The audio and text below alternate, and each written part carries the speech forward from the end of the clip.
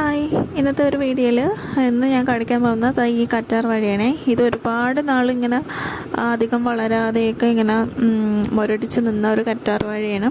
ഇത് ഞാൻ വിചാരിച്ചത് പെട്ടെന്ന് വാടിയത് ഇല്ലാതെയൊക്കെ ഇപ്പം പോകുമെന്നാണ്. കുറച്ച് വളമൊക്കെ ഇട്ട് കൊടുത്തു, പക്ഷേ അത് ഒരു വിധത്തിലും മുകളിലോട്ട് വന്നില്ല.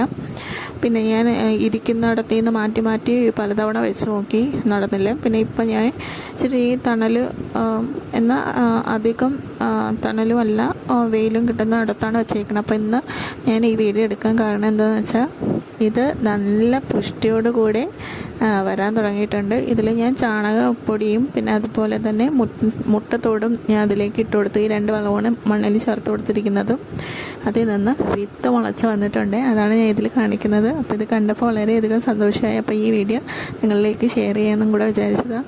ഇത് കാണുമ്പോൾ തന്നെ അറിയാം, ഇതിൽ നിന്ന് വിത്ത് 5 വിത്താണ് അതിൽ നിന്ന് വിത്ത് മുളച്ച് വന്നിരിക്കുന്നത്. അതുപോലെ തന്നെ ഈ കറ്റാർ വാഴയുടെ നീളവും നല്ല നീളത്തിന് വന്നിട്ടുണ്ട്. അപ്പോൾ ഇത് നന്നായിട്ട് വരുന്നുണ്ട് കേട്ടോ. അപ്പോൾ ഈ 2 വളങ്ങൾ ചേർത്ത് കൊടുത്താൽ